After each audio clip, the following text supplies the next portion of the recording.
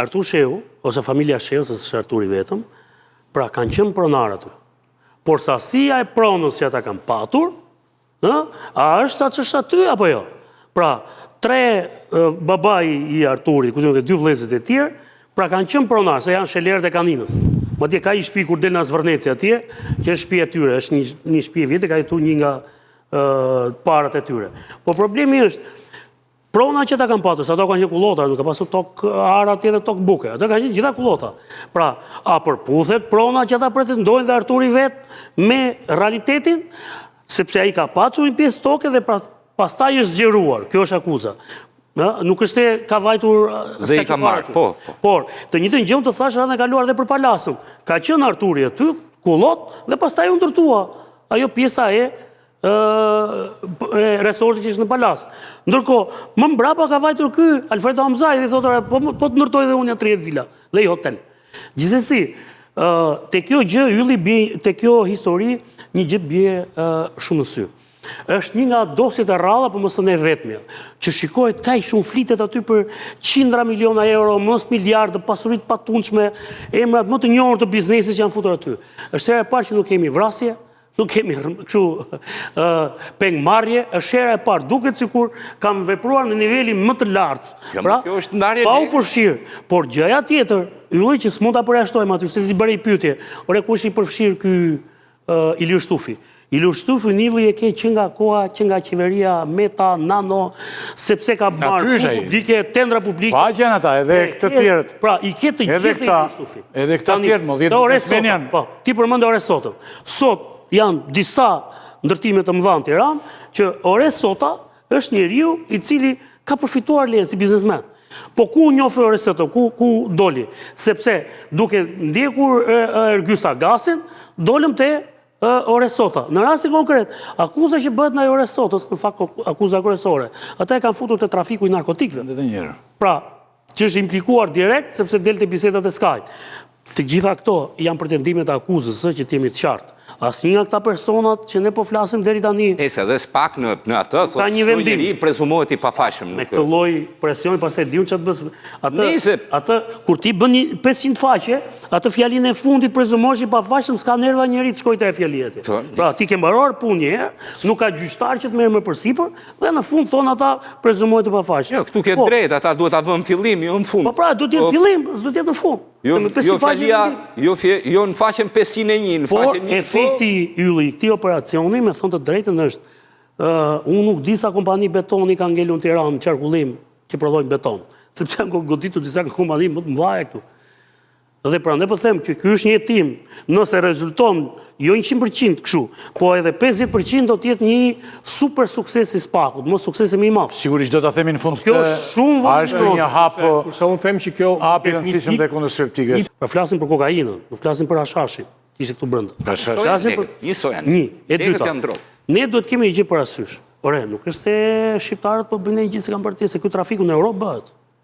Në vëndë e Bashkimit Evropian bëhet ky, nuk po shesin hënë ata, në një vënd që s'ka kontrol. Ata po shesin atje, dhe SPAK-u po godet grupet shqiptare që po bëjnë, po shesin drogë në vëndet e Bashkimit Evropian, kokainë dhe parat që fitojnë atje po investojnë këtu. To po goditën. Prandaj të vinë dosjet që ande. Vetëm një fjali dhe në dosje thuhet në bazë edhe me korrupsionin me agjendën doganor në portet e Bashkimit Evropian. Dhe në këtë dosje thuhet. O Koli, nëse kapen këta, andalon trafiku kokainës? Po jo, më burë, do vi dikush tjetër, prandaj them. Po kush problemi, se këtë mund ta bënin shqiptarët ylle, të përfshishin në këtë nivel të narkotrafikut. Problematika e madhe në vend ku krijua, sepse qeveria që kemi atje krijoi një sistem që ekonomia e të vari pikërisht nga kjo lloj paraje. Se parat pisët ka gjithandej, para e narkotrafikut është gjithandej. Po nuk mund të shkoj dhe të bëhet kaq e rëndësishme për zhvillimin e vendit, sa po të pritet ajo me njëherë fillon problematika. Të thash, kur ti godet kompanitë më të mëdha në vend, dhe i ke të përfshirë në një dosje, si bëre pyetjen, ora ka të tjerë, nëse me këtë ritëm SPAK-u i shkon kësaj, aty ka dhe ti të shikosh të Toyota Yaris janë prokurorët e vet atyre. Ai prokurori ky Zhylieni, se është i papara i atij. Megjithëse këta e mbyllën radhën e parë dhe ja futën vetëm Aurel Zarka. Po Aurel Zarka po ndikonte ku? Te cili prokuror, te cili gjyqtar, se kishte çështën vet. Pra kjo nuk është një çështje që mbyllet kaq kollaj. por thashë shumë e rëndësishme cilësia e hetimit, vendosmëria që do kenë prokurorët dhe provat që ata do të marrin. Sepse deri tani jemi te faza, janë përgjime, pra janë biseda që kanë nëpërmjet Skype, s'kemi flitet për tonelata kokainë, po s'kemi kapur as një gram kokainë, flasne, janë të gjitha dokumenta të ardhur. Dhe ndërkohë, e njëjta dosje është duke u gjykuar. E fundit ka një gjykim në Belgjik. Dhe gjykata e fundit që unë kam. Mund t'japi një vendim i cili ndikoj pastaj dhe në hetimet në Shqipëri. Ne po flasim për një vendim gjykate për disa masa sigurie dhe për 3 vendime për sekuestrime. Pra, në një pikpamje, kjo është piknisja e një hetimi, sepse Spaku para një muaj ka regjistruar emrat e këtyre si personazhe të dosjes. Po, në maj, në 10 maj. Ky hetim mund zgjasë 2 vite dhe mbas 2 vitesh ne do arrim të kuptojmë se si është e vërteta gjithë kësaj historie. Por nga materialet që kemi në dorë dhe që kemi arritur t'i lexojmë, kuptojmë atë që kemi thënë dhe thuhet vazhdimisht në për studio televizive nga politikanët, nga njerëzit, që parat e bëra me drogë, me kokainë në Evropë, vinë në Shqipëri dhe investohen në ndërtim për të pastruar dhe për të rikthyer sërish në përvendet europiane ku ish trafikantët apo trafikantët e drogës ti kem para të pastra. Dhe kjo ka ndodhur. Dhe Spaku rreston disa raste kur parat e dhëna kesh investojnë në industrinë e ndërtimit në kulla dhe 3 pallate të Tiranës. Kjo është njëra pjesë. Pjesa tjetër e rëndësishme është atë që vuan çdo shqiptar për 35 vitesh, çështja e pronës. Pra personazhe të ndryshëm, të fuqishëm, dhe në rastin konkret Artur Sheu, kanë arritur të mundin që të falsifikojnë dokumenta, të përfitojnë prona dhe me këto prona të shesin me çmime të larta dhe të bëhen personazhe të njohur publik si në rastin e Zvërnecit. Sepse po të lexosh gjithë akuzën e ngritur nga Spaku për rastin e Zvërnecit, arrin të kuptosh mënyrën se si është falsifikuar prona, se si kjo pronë e falsifikuar nëpërmjet AKP-s, KPP-s, sepse ato kanë ndryshuar disa herë emrat, ka shkuar në gjykatë. Gjykata e ka provuar që është falsifikim. Ka shkuar në një shkallë më të lartë të gjykatës, ajo e ka rrëzuar falsifikimin dhe i ka dhënë pronën Artur Sheut. Mbasi ja ka thënë gjykata apelit, ka arritur të kryejë transaksionin, ndërkohë gjykata e lartë i ka thënë gjykatës apelit që mënyra se si ti e ke ndërtuar arsyetimin është komplet i gabuar dhe kjo pronë nuk i takon Artur Sheut. Dhe nëse do të kuptoni 2-3 elemente të rëndësishëm për ata që zvariten viteve nëpër gjykatë, që një përkthim nga Osmanishtja i falsifikuar komplet nuk ekzistonte. Kishin marrë, siç kanë marrë një vendim gjykate, i kanë marrë kokën Gjykata e Shqipërisë dhe poshtë gjyqtari dhe kanë vendosur një tekst të shkruar prej tyre për kalimin e pronave, kanë marrë vendimin e një letër nga Osmanishtja, pra një të shkruar vite përpara 30-37 dhe kanë ndryshuar komplet tekstin.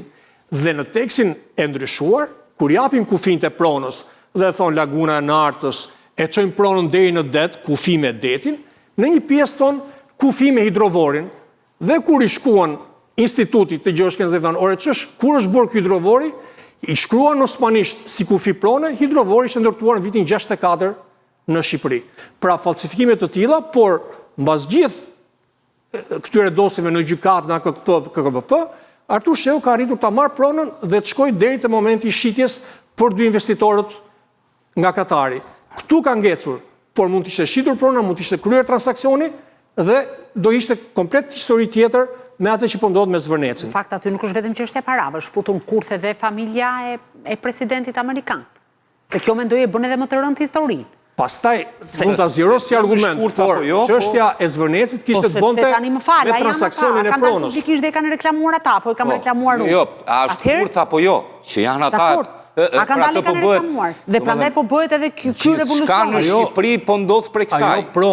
Ajo pronë është hetuar prej 20 vitesh. Pra hetohet, shkon gjykat, shkon prokurori, prokuria jep dënime, dënohet drejtori i hipotekës Vlorës, dënohet juristi i hipotekës Vlorës, dënohet përkthyesja e arkivit shtetit. Pra ka dënime, dënohet avokati që ishte në sekser e Artur Sheut. Dënohen këta dhe pavarësisht se dënohen për falsifikime, bëhen publike dënimet për falsifikime. Pra këtë që thash pak më herët. Dhe në fund prap vendimi, një gjyqtari i apelit merr një vendim që t'ia rikthej pronën Artur Sheut dhe me këtë vendim ai fillon të bën transaksionin për ta shit pronën. Ndërkohë që gjykata e lartë e rrëzon këtë vendim të apelit, por ka ndodhur, se është vendimi i formës për apeli, ka ndodhur transaksioni.